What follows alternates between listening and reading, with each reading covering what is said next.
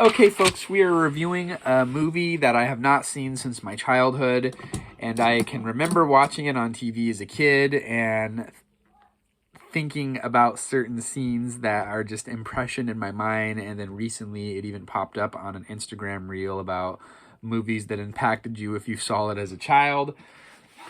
Superman 3, which I did in a VHS video haul, talk about this film briefly. I bought this today at a thrift shop down in Ceres, California for 25 cents. This is a early Warner Brothers clamshell case, and it is an X-Video rental copy like we talked about on the other video where I was going over all the VHS that I purchased today. Be Kind, Rewind. This video was formerly property of The Video Corral. Don't know where that was. Anyway, this movie came out in 1983. It has a 2-hour and 5-minute runtime. Yeah, it does. You briefly watched parts of it. Yeah, it does. Do you want to give your rating really quick? Because if you didn't really watch very much of the movie, but based off of what you saw, and I have not talked about my feelings on this movie yet, what did you think from based off of what you saw? This movie is 41 years old. I didn't see much of it, but I'm going 3 out of 5. Dang, she's good. But maybe that's a little rough because I'm sure for the time. Listen, it was good. You're higher than that critic, so we'll talk about the ratings. I too am 3 out of 5. I was teetering on 4 out of 5, but I thought about it, and it's just too much going on, which we'll get into. Rotten Tomato critic average, not that we care what the critics say, 29%, very low.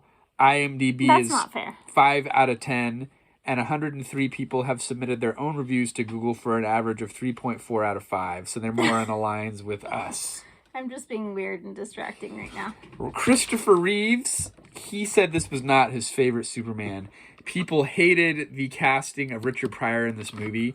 So yeah, that was weird. Richard Pryor had gone on The Tonight Show and talked about how he loved the Superman franchise, and the studios were, because of that, excited to get him into this role, and he was a big actor at that point in time. He was in a lot of comedic roles. Side note, I'm really sad that Christopher Reeve got paralyzed. It's been 20 plus years, know, and he's dead and gone. May he rest in peace. I'm still sad about it. I'm sorry, Christopher Reeve. This movie had a budget of $39 million and would go on to gross $80.2 million at the box office. So it made its budget back and then some. The movie was directed by Richard Lester. There was a lot of allegations that one of the guys that wrote the screenplay for part 2 and then this movie, I believe, kind of downplayed the Gene Hackman character, and Margot Kidder complained about it and didn't like how he was treated. So then allegedly she was punished by having a very minimal role for this film. Now, Richard Donner had written a screenplay for this movie, which the studio said would be way too expensive. So then they used this other screenplay, and the producer, Isla Salkind, is the one that all the controversy is around. He was playing favorites and punishing people. Robert Vaughn plays the villain in this movie. People did not like him as the villain. I think of him as a villainous character from the Steve McQueen classic Bullet. So I think he's not a bad villain. And then he has a sister who's also kind of an evil sidekick. I think this movie, Superman 3, is much more relevant now than maybe even it was in 1983. You're at the dawn of the personal computing age, and Richard Pryor plays this down-and-out guy, can't hold a job, unemployed, much like yours truly, going on 6 months. And he finds his niche he's lighting a cigarette, and he looks at a book of matches, and it says, "Find your career, computer programming."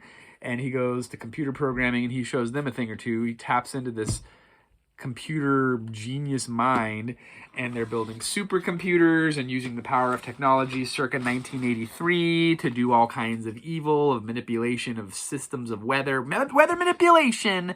How about that? 41 years ago. It's almost like they're giving us tidbits of what's to come. Anyway, so maybe I'm just crazy. The movie was filmed at Pinewood Studios in London and in Canada. The title was originally supposed to be Superman versus Superman. This is, again, kind of why my rating is lower than a 4, because I feel like they were just trying to squeeze too much into this movie.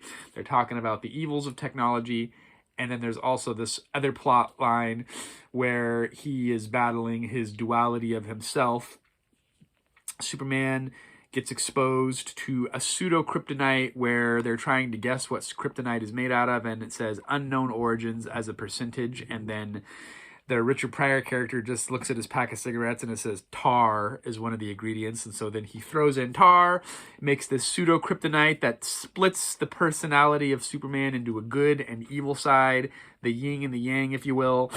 And so there's a lot of different things going on, and I think that's kind of why people didn't like it. For the time, the special effects were great. Christopher Reeves is always great. I really liked Richard Pryor's performance as well. I thought he was great in the movie. And overall, it was mostly enjoyable. But again, I think the film's getting pulled in too many different directions. And again, it was commercially successful. $80.2 million on a box office budget of $39. So who's to say about whether or not any of the allegations about Cass being punished was true? I know Christopher Reeves, like I mentioned, he didn't really care for this movie overall. I don't know. It's one of those movies where I remember it so vividly, seeing it as a young child, and those memories rang true when I watched it again for the first time in probably 25 years, maybe even longer than that. It's a classic that I think is underrated and can speak to a new generation about the evils and the dangers of AI, which is becoming a huge thing now here in 2024. But I think the critics are wrong. I think 29% on Rotten Tomatoes is low. I'm more along the lines with the average Joes on Google. Middle of the road, not good enough to be a 4, but still an enjoyable movie. And I just want to say, it is an amazing thing that you can get this VHS copy, which is 40 years old, and it still plays with clarity, and it's shocking how good a quality VHS actually is and how it holds up over time if it's stored in the right conditions. So thank you for watching. Thank you for tuning in. And I like this era of hand-painted movie posters. Look at that.